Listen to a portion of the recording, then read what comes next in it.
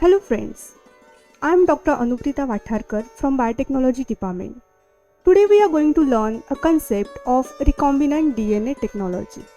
This is a famous technology which is commonly used under the molecular biology and biotechnology. So in this lecture we are going to study the introduction, definition and different steps as well as application of recombinant DNA technology.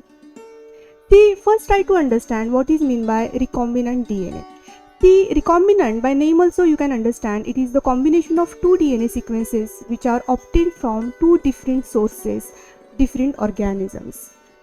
So this DNA, it is the rDNA and it is the artificial DNA which has been created in the labs and which has been used for the transfer in the new organisms. And we are going to form the genetically modified organism as well as we are going to form genetically crops as well as animals. So rDNA, it is possible because DNA molecules from all organisms, they share the same chemical structure. So we all know, like in the cell, DNA or RNA, it is the basic genetic material. So we can use that DNA sequences. So rDNA, it is a general name for a piece of a DNA that has been created by the combination of at least two strands. So how we will create the rDNA? So see, the rDNA molecules, these are sometimes they are called as a chimeric DNA, and the rDNA technology, it is used a palindromic sequence. So let's try to understand what is meant by palindromic sequences. So just focus on this diagram. You can see the 5' to 3' strand. Here you can see some sequence, the nucleotides like GAATTC, and the opposite strand or the complementary strand which is 3' to 5'. If you read from the backward direction, you can learn here that is the again GATTC. So the sequences, they are exactly same and they are located on two complementary sequences.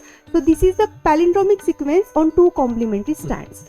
The next example, B example, you can see here that is the palindromic sequence which are located on a single strand. So here you can see the TACG, and exactly opposite sequence if you see here, which is also called as an inverted repeat, and it is present on a same sequence. So palindromic sequences, they are the inverted repeats present on the complementary sequences or on the same strand. So this sequence, they are helpful for the making of the recombinant DNA.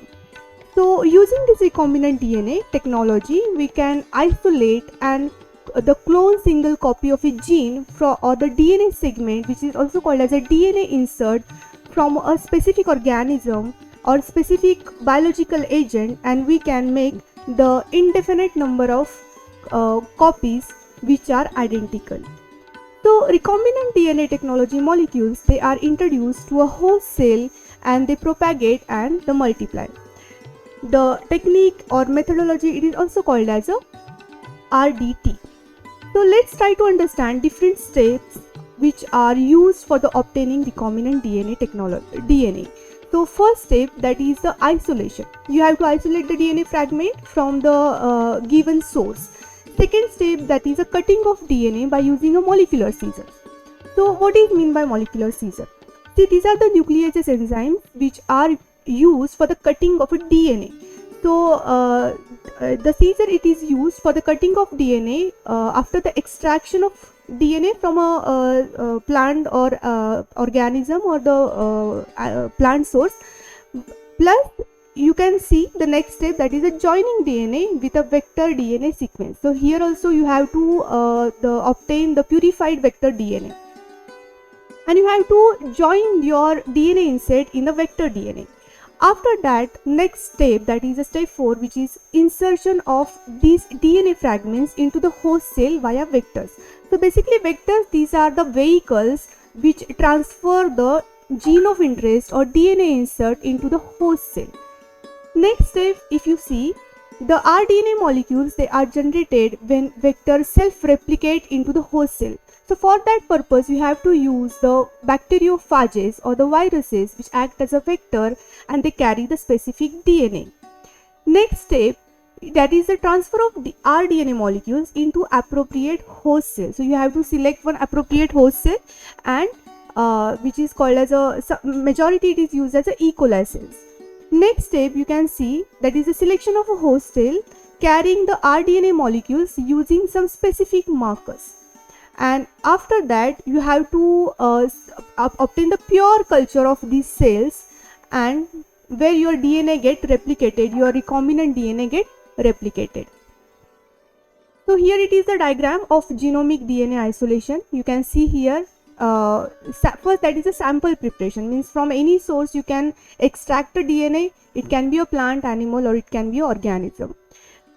For the extraction of DNA, you have to subject the obtained sample or the culture or the cells for the homogenization or the sonication to disturb the cells, means you have to carry out the cell lysis. After that you have to expose that material to for the protein removal. You have to subject it for the cell lysis and the protein removal step. So here you can give the SDS treatment, SDS solution treatment, so where you can remove the denatured protein.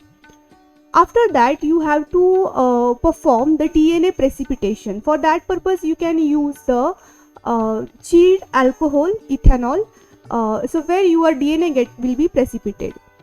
After that there is a DNA rehydration step, so you will get the isolated genomic DNA. But for the recombinant DNA technology we require the purified DNA form. So again, that you have to make a sample, you have to rehydrate the DNA sample, obtain DNA sample, and you have to use the silica filters, and you have to perform washing steps plus DNA elution steps, and you can make the purified DNA sample. So see here, next step it is, when you get a purified sample of DNA, you have to perform the cutting of DNA. So for that purpose you have to use restriction enzymes, which are also called as a molecular scissors. So see, there are many several restriction enzymes are available, and there are multiple cloning sites. So sites are available on the plasmid. So you have to plasmid as well as the genomic DNA. So you have to cut the specific site by using the molecular scissors. So you can see here ECO R1. So it is one example of molecular scissor or restriction endonuclease. So there are many others also present, that is a SAC1, BAM-HI or HIN3 restriction endonuclease enzymes. So at the specific site they will cut the DNA and they will form the blunt and sticky ends, which are single stranded sequences.